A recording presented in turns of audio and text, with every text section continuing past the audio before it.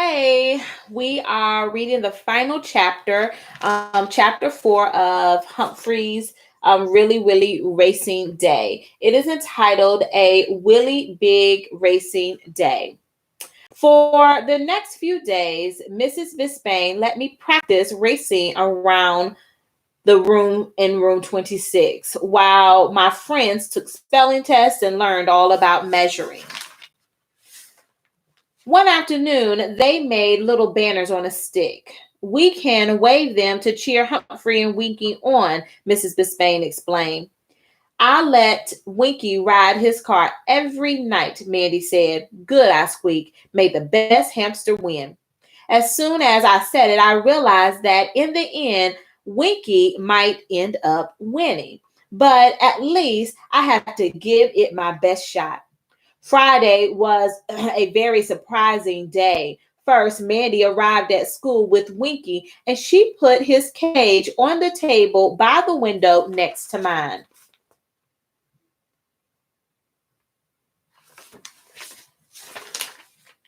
Winky had never been to school before.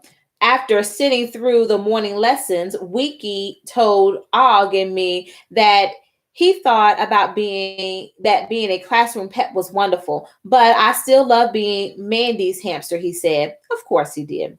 After lunch, Mrs. Bisbane announced that the race was about to begin. The whole class lined up and went out into the big hallway. Mandy carried Winky's cage. Miranda carried my cage. What about Og? He'll be left out, AJ said. No, he won't, Mrs. Bisbane said. I have a surprise for Og. A surprise for Og? Well, what could it be? Some of the other classes from Longfellow School were already lined up on both sides of the hallway. Down the middle, rows of wooden blocks divided the lanes. There were two red stripes taped to the floor. One line was marked start, the other line was marked finish. Some of the students had stopwatches and rulers and notebooks. I'm not sure what they were getting ready to do, but they all looked excited about the race. Mr. Morales stood by the line marked finish. He wore a tie with little race cars on it. Students, the great hamster race is about to begin, he said. My classmates cheered and waved their banners. Here you go, Humphrey, Mrs. Bisbane said as she put me in my really Willie car. She closed the top and set the car on the start line. Mandy put Winky in his blue car that sat next to mine. Good luck, pal, I squeaked. Same to you, Hump, he replied back.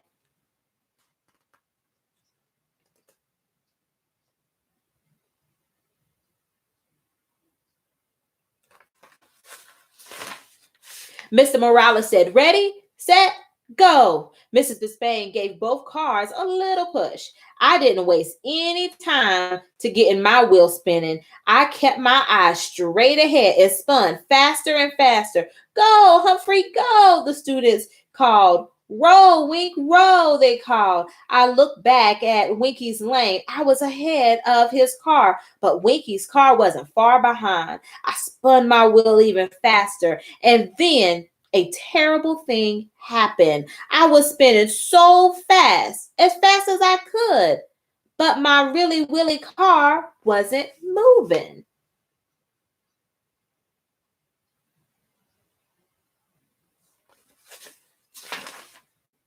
It had rolled up against a wooden block.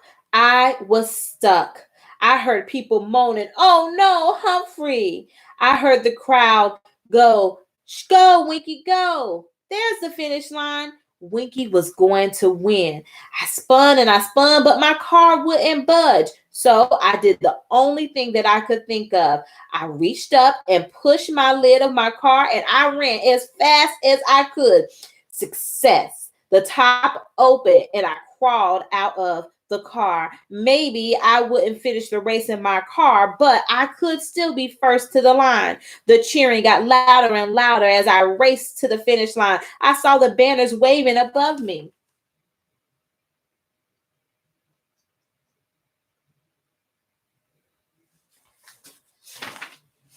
I glanced over the wooden blocks. Winky's car was just inches away from me. I ran and ran as fast as my paws could carry me, and I passed that blue car. The finish line was right in front of me, so I sprinted across it. Winky's blue car crossed the line a few seconds later. I had won, or so I thought. Humphrey, Humphrey, Humphrey, the crowd cheered. Mrs. Bisbane scooped me up and held me in her hand. Quiet, everyone, Mr. Morales said. Since he is the most important person at Longfellow School, the crowd quieted down. Humphrey crossed the finish line first, he said, but he wasn't in his car.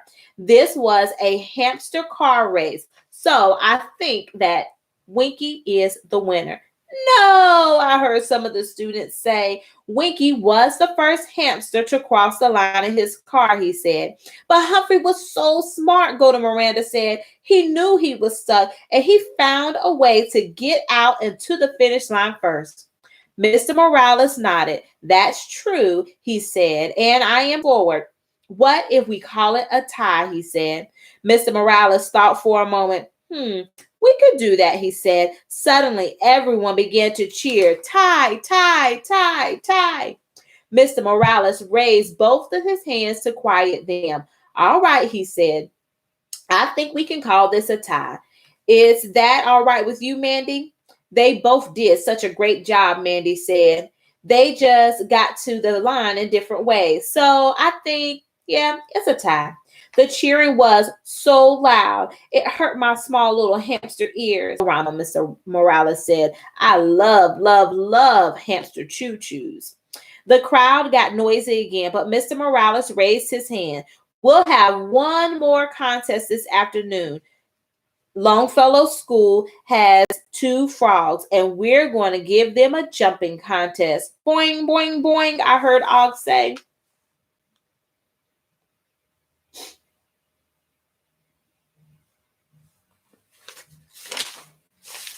The crowd cheered. George is the classroom pet in Mrs. Loomis's class, he said. Og is the pet in Mrs. Bisbane's class. We're going to place each of them at the starting line. The winner is the frog that jumps the furthest in 1 minute. I remember George. He was the reason that Og came to room 26 in the first place. George was in Mrs. Loomis's class already, but when she brought Og in, George, well, he's a bullfrog with a big, big, big voice. He didn't like Frog and Og and started to make all kinds of noise during class that Mrs. Loomis couldn't even teach. Boing, boing, boing, Og shouted. I could tell that he was ready for the frog jumping contest. Mrs. Loomis set George down on the starting line. Mrs. Bisbane set Og down on his starting line. Og had a nice smile on his face. George had a meaner leer on his face. He was so huge. Could Og jump further than a big bullfrog? Mr. Morales said, remember, no one can touch the frogs, but you can cheer. Now, ready, set, jump. Mrs. Loomis let go of George and Mrs. Bisbane let go of Og. Nothing happened at first. George sat on the starting line and so did Og. Then suddenly, George took a giant leap forward. The crowd cheered, but Og didn't even budge. Go on, Og, you can win, I squeaked.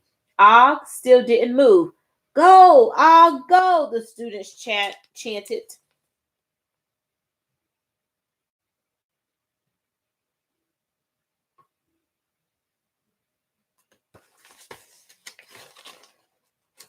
Yeah.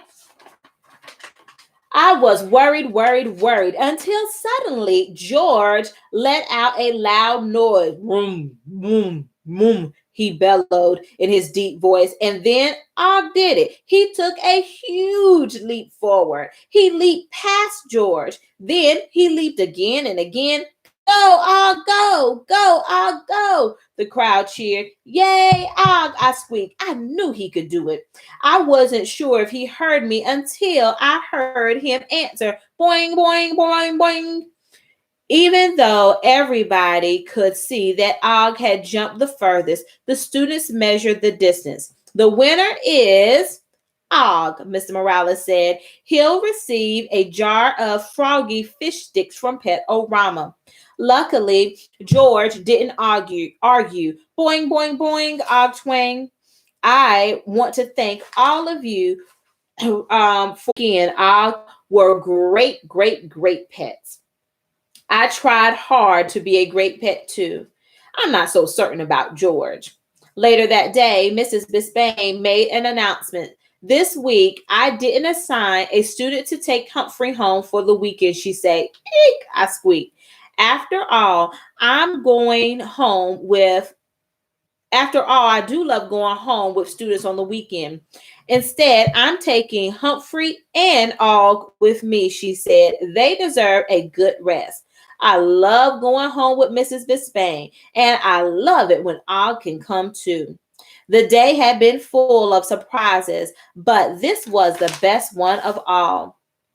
Doesn't that sound like fun, Og? I squeaked. Boing, boing, boing, boing, boing, boing, he replied, and I knew exactly what he meant.